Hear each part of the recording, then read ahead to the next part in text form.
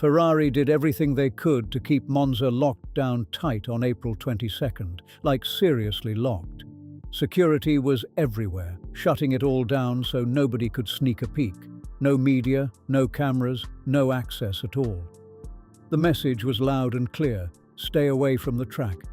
But that didn't stop people, because the fans showed up anyway. They were climbing walls, scaling fences like it was nothing. Some even stood on each other's shoulders, stretching their phones as high as possible just to catch a split-second glimpse of the SF-26 flying down the main straight. One wild photo going around shows a group perched right on top of a catch fence, balancing like it's a stunt, all aiming their cameras at a car blasting past at insane speed 200 meters away. That's Formula One energy right there. Ferrari wanted a secret test, but what they got was a secret test with a crowd that refused to take no for an answer. And those fans, they actually caught some serious details. The images and clips that slipped out confirmed everything this video is breaking down. The Macarena wing was in action, the new floor was running, and those halo winglets, yeah, they're back and now in clean carbon fiber. On top of that, Ferrari pushed their energy management software hard, testing it under Monza's brutal power demands.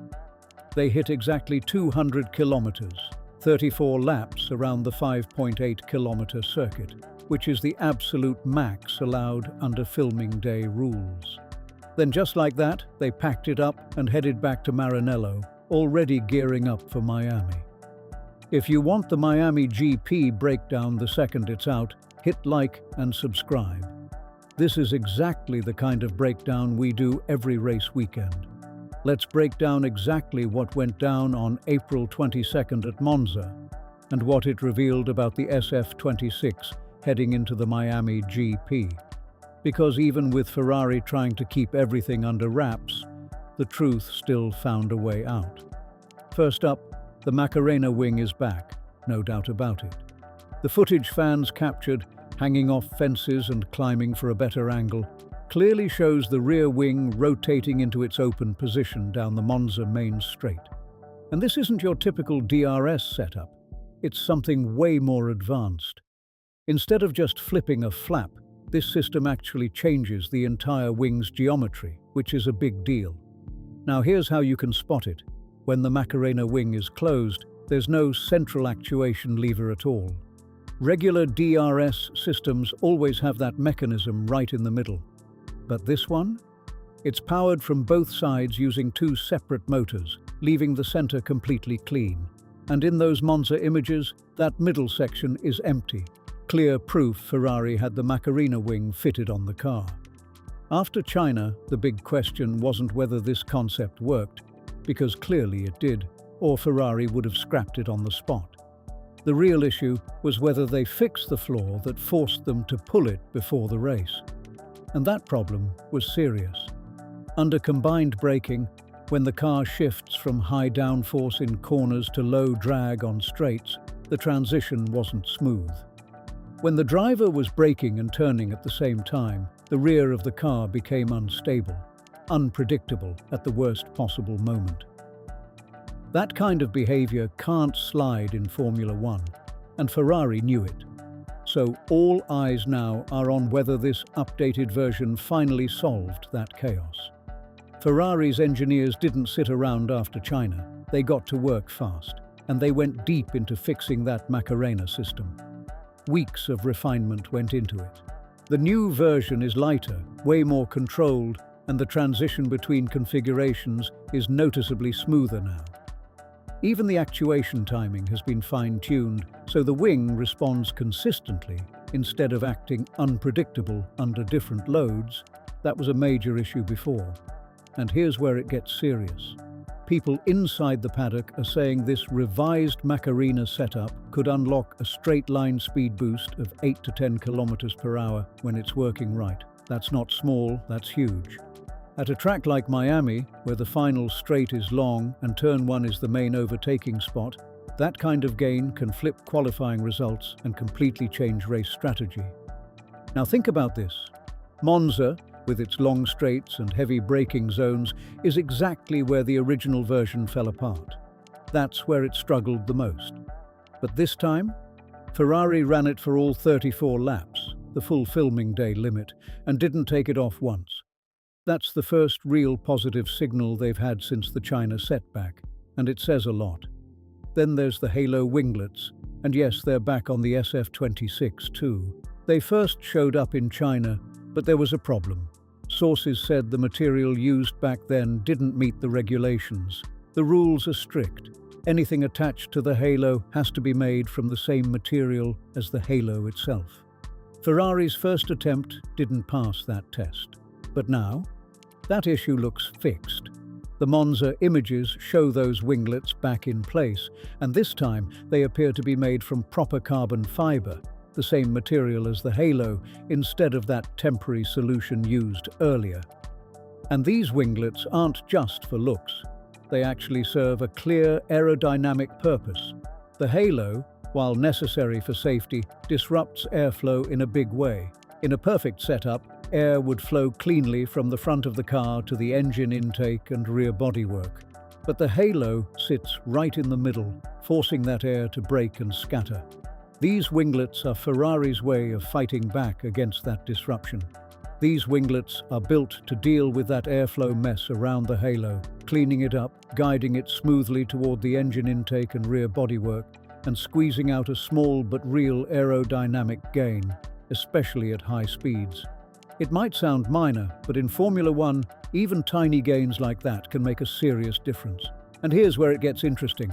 Red Bull has been spotted running halo winglets too during their Silverstone filming day on April 22nd. That says everything. Ferrari may have introduced the idea, but it didn't stay theirs for long. Red Bull has already copied the concept, and from what's been seen, they did it in carbon fiber right away. No mistakes, no setbacks like Ferrari had in China. That's how fast things move in this sport. Now let's talk about the new floor, because inside Ferrari, this is the real headline upgrade for Miami. This is the part their engineers are most focused on. But here's the frustrating part. The Monza footage barely showed it at all. The track layout and fan camera angles meant most of the images were shot from the side, and that just doesn't work for analyzing a floor. You can't properly see what matters from that angle. What we do know, based on reports before Monza, is that this new floor was actually meant to debut earlier at the Bahrain Grand Prix, which didn't happen. Since then, Ferrari has been refining it with a clear goal: boost downforce through corners while cutting drag on the straights. That's a tough balance to hit, but if they've nailed it, the payoff could be massive. If this upgrade delivers on both fronts, the SF26 could be significantly faster in Miami compared to how it looked in Japan. That's the kind of jump that changes expectations overnight. But here's the catch. Whether Monza confirmed all of that, whether the real-world data matched what the simulator predicted, Ferrari isn't saying a word. All of this data feeds straight into Ferrari's competitive planning for May, and there's one theory floating around the paddock that people can't stop talking about. It's the kind of idea that either shows next-level strategy or a complete misunderstanding of what's really going on. The SF26 has this unusual feature engineers are calling the flick-tail mode zone, positioned at the rear of the car, right near the exhaust outlet. And here's where it gets controversial. Some analysts believe this part is creating back pressure on the exhaust, which could actually be limiting the engine's power output. That sounds like a problem, but maybe it's not that simple. The straightforward explanation is clean and logical. Ferrari designed this element purely for aerodynamic gain, adding downforce where it matters most, and accepted a small hit in engine power as the trade-off. In today's regulations, where chassis performance often makes the difference, that's a gamble teams are willing to take. More grip, better cornering, and overall lap time improvement could easily outweigh a slight drop in straight-line power. That's the version Ferrari would likely stand by. But then there's the other theory, and this is where things get a little wild. Under the FIA's DUO program, Manufacturers who fall more than 2% behind the leading engine can receive development support. That gap is calculated by comparing engine output directly. So here's the twist. If Ferrari's flick-tail design is artificially reducing their visible power output, it could make their engine look weaker than it actually is on paper. And if that happens, it might place them closer to that 2% threshold compared to Mercedes, even if their real engine performance is stronger than it seems.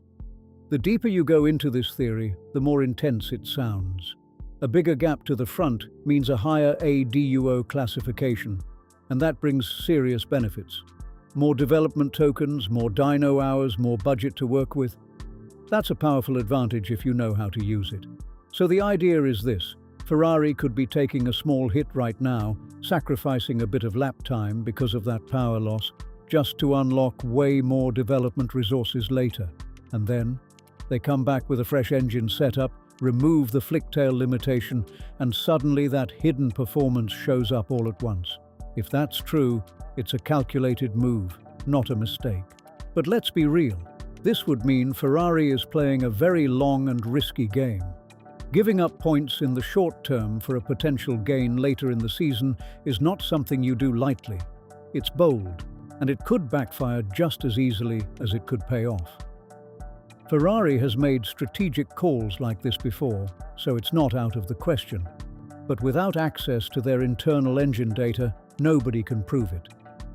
What we can say is this. It's an open question, and the ADUO evaluation after Monaco might start to reveal the truth. That's when things could get very interesting. As for the Monza running itself, Leclerc completed 19 laps in the morning, while Hamilton added 15 in the afternoon, 34 laps total, hitting the exact filming day limit. Leclerc's best lap was a 1:27.1, and Hamilton was around a 1:27.6.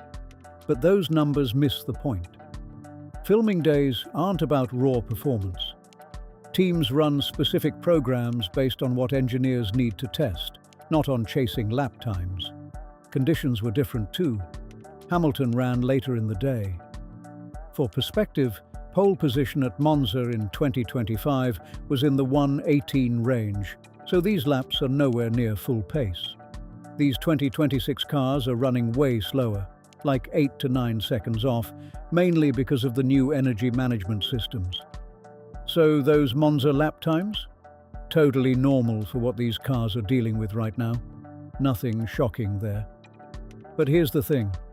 Those lap times don't reveal the real story. They can't tell you if the new floor is actually faster, if the Macarena wing is delivering that straight-line boost, or if the updated software is giving smooth, consistent power. That kind of truth doesn't show up on a timing sheet. It's locked inside Ferrari's telemetry data. And Ferrari wasn't alone out there either. Red Bull hit the track at Silverstone with Verstappen running solo, testing a new front wing, revised side pods, and even a fresh DRS setup. But the biggest headline? They've copied Ferrari's Halo winglets on the RB22. That's not a coincidence, that's a signal. Because let's be honest, if the gain was tiny, Red Bull wouldn't waste time chasing it, especially during a crucial break where they've got other issues to fix. The fact they moved on it this fast says there's something real there. Coming into this April break, Ferrari was sitting 45 points behind Mercedes, and that gap is no joke. Mercedes isn't standing still either, with upgrades lined up for Miami. The pressure is fully on, but April 22nd made one thing clear.